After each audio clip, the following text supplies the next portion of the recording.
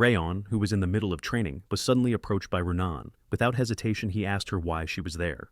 Runan remained silent, not answering his question. Instead, she suddenly felt a refreshing scent and a calming atmosphere, which made her sit down next to him. From that moment on, Runan started following Raon wherever he went, even joining in on his training sessions. She felt her body become lighter whenever she inhaled Raon's refreshing scent. Meanwhile, Raon grew more uncomfortable with Runan's actions and asked her again if she had something to say to him. Runan simply replied, "No."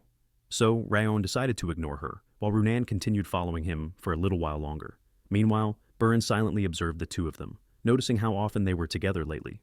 The other kids also didn't like how close Raon and Runan had become. Burren believed that Raon's physical training was pointless. No matter how hard he tried, their abilities were simply on different levels. Instead of wasting time, Burren focused on improving his swordsmanship.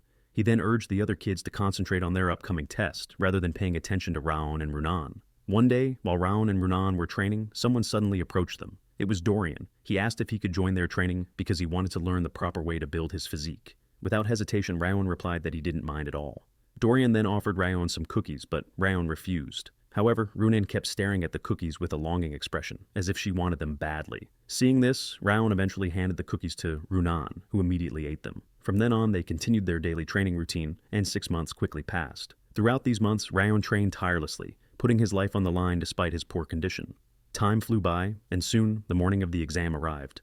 This time, the Guardians were also present to witness the event.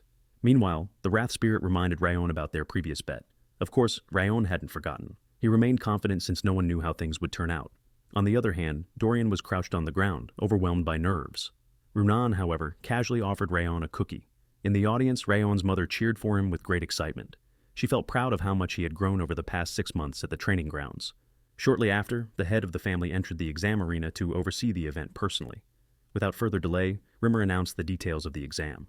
The challenge was to withstand the pressure he would unleash. The Guardians immediately voiced their objections, arguing that it was unfair. However, Rimmer explained that this pressure was formed through various achievements. It was proof of one's abilities, even without using aura. The head of the family then stepped in and stated that Rimmer wasn't wrong. He affirmed that a person could develop immense pressure based on how they trained. With that, the exam officially began. Runan was the first to take the test. Rimmer unleashed a level of pressure that a child who had followed all the training sessions should be able to endure. To pass, the participant had to move forward and touch Rimmer. Anyone who used aura to resist the pressure would be immediately disqualified. Runan stepped forward, enduring the crushing force. With determination, she slowly advanced until she finally managed to touch Rimmer. She had passed. Next was Dorian. He struggled immensely and even vomited afterward, but he too managed to succeed. Then came Burren's turn. The pressure from Rimmer weighed down on him, making it incredibly difficult to move. However, he suddenly recalled his father's expectations.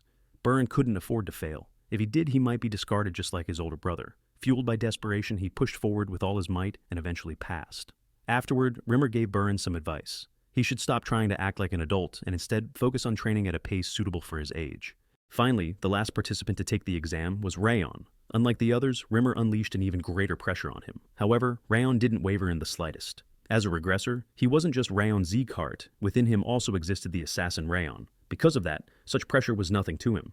He slowly advanced, effortlessly pushing through the overwhelming force until he reached Rimmer. Then, with a calm expression, he asked if he had passed. Both Rimmer and the head of the family were stunned. They couldn't believe that Raon had not only endured the pressure, but had completely broken through it. The audience too was left in shock, unable to comprehend what they had just witnessed. Rimmer, losing his composure, immediately asked Raon who he really was. Without hesitation, Raon simply responded that Rimmer had seen his training over the past 6 months. However, Rimmer refused to accept that answer. He argued that Raon's performance had far exceeded what could be achieved in just 6 months of training. He also added that the pressure he had used should have been impossible to break through. But then, realizing that they were still in the middle of an exam, Rimmer quickly changed the subject to lighten the mood. Without further delay, Rimmer officially announced Raon as the best participant. Upon hearing this, Raon's mother and her servant were overwhelmed with joy, even shedding tears of happiness. Meanwhile, the audience murmured in confusion, questioning how Raon had managed to outperform everyone else. On the other hand, Burren couldn't accept the result. He immediately protested, claiming that Raon must have used some kind of trick. He also questioned how someone like Raon, who carried a curse, could possibly be declared the best participant. Fueled by frustration, Burren suggested settling the matter with a duel to determine who truly deserved the title. Rimmer then asked Burren if he really wanted to be the top participant. Embarrassed, Burren hesitated and said that wasn't the point. But since the exam was already over, he wanted a fair way to prove himself. Seeing this, Rimmer turned to the head of the family, asking for his decision. The head of the family then turned to Raon and asked if he was willing to fight Burren. Raon firmly refused. The test was already over, and the results had been announced. There was no reason to duel Burren. However, the head of the family then revealed a new incentive. The winner of the duel would receive a bronze tablet, which could be exchanged for a reward. The tablet system had 3 tiers: gold, silver, and bronze, each offering different prizes. More importantly, these tablets were awarded directly by the head of the family. Hearing this, Raon reconsidered. The reward seemed worthwhile, so he agreed to the duel. Thus, the bare-handed duel began. Burren charged forward, launching an attack at Raon. However, Raon effortlessly dodged and blocked his strikes.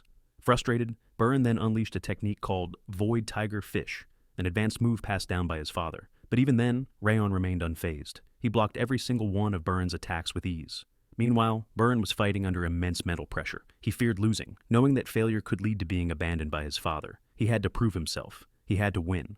On the other hand, Raon could see through all of Burren's movements, reading every incoming strike. Then, at the perfect moment, Raon intercepted Burren's punch with his own, not just blocking it, but replicating Burren's own technique. Burren took a direct hit. The audience gasped in shock. Raon had copied Burren's technique on the spot. Dazed and in disbelief, Burren asked how Raon could possibly use the same move as him. With a calm expression, Raon simply replied, "I just copied it. After all, you showed it to me." The audience couldn't believe their eyes. What they had just witnessed was something they considered impossible. Rimmer, however, saw it differently. He believed that Raon possessed a talent so extraordinary that it could place him at the very top of the continent. He decided to name this ability Heavenly Talent. Since Burren could no longer stand, Rimmer officially declared Raon as the winner of the duel. Raon's mother rushed into the arena, embracing him tightly. Overwhelmed with pride, she couldn't hold back her emotions. The same was true for Renan's parents, who watched with admiration. Meanwhile, Burren's father showed no such reaction. Instead, he coldly ignored Burren, feeling humiliated by his son's defeat. That night, in the Burren family's residence, Burren was summoned by his father and harshly scolded. Afterward, still filled with frustration, Burren wandered outside aimlessly. Before he knew it, he had arrived at the training hall. Unable to shake off his irritation, he stepped inside and checked the locker that Raon had been using. What he saw shocked him. Inside, there was a pile of worn-out shoes, each pair a testament to countless hours of training. In that moment, Burren realized the truth. Raon had been training relentlessly, while he himself had done the exact opposite. Confronted with the weight of his own inadequacy, Burren left the training hall in silence. Elsewhere, the Wrath Spirit was in disbelief. He had lost his bet with Raon and couldn't comprehend how it had happened. "Who the hell are you?" he demanded. But Raon ignored him, focusing instead on what he had gained from their bet. +2 ability points, +1 random special trait, and +1 unique trait, Perception of the Snowflower. The perception of the Snowflower trait enhanced his sensory range. However, since it was only at 1-star level, the effect was limited to a 10% increase. Raon smirked and mocked the Wrath Spirit for giving such a ridiculous name to the trait. The next day, Raon was summoned by the head of the family. As promised, he was given the bronze tablet. With it, he had the right to request a reward, either an item or a favor, depending on the tablet's value. Without hesitation, Raon immediately asked how he could restore his mother's status and return her to her former position. The head of the family answered, "The only way is to achieve something that earns the recognition of the entire family." But such an accomplishment was not easy. In fact, it was akin to plucking a star from the sky, nearly impossible. Yet, Raon's response was unwavering. If the head of the family says it's possible, then it can be done. With that, Raon considered the bronze tablet used and turned to leave. However, the head of the family stopped him. "That was just a question. You haven't actually claimed your reward yet. If all you wanted was an answer, I could have given it to you without using the bronze tablet." Without hesitation, Raon made his real request, a cultivation technique far superior to the one taught in training. Raon needed a more advanced technique. If he wanted to restore his mother's honor and exact his revenge, his current skills simply weren't enough. The head of the family snapped his fingers. At that moment, one of the Zekart family's bookshelves appeared before them. "Raise your hand," he instructed. "The book you desire the most will reveal itself to you." Raon did as he was told. A single ancient book emerged. The head of the family and the servant beside him were stunned. How could it be that book? Before anyone could react, the contents of the book flowed directly into Raon's mind and body. The head of the family stood still, lost in thought. He recalled his past, how he had focused solely on strengthening the family, neglecting his own son in the process. For the first time, regret filled his heart. Even if Raon hated him, he had now made up his mind. He would protect Raon and his mother, no matter what. Snapping out of his thoughts, he looked at Raon and asked, "What just happened?" Raon, still processing the new information, replied, "I don't know. I just remember a lost cultivation technique, and now it's inside me." The head of the family took a deep breath and asked, "What is the name of the book?" Raon's eyes flickered as he spoke. "It's called 10,000 Flames Cultivation." This video ends here, but the story isn't over yet. Don't forget to like and subscribe so you won't miss the next part.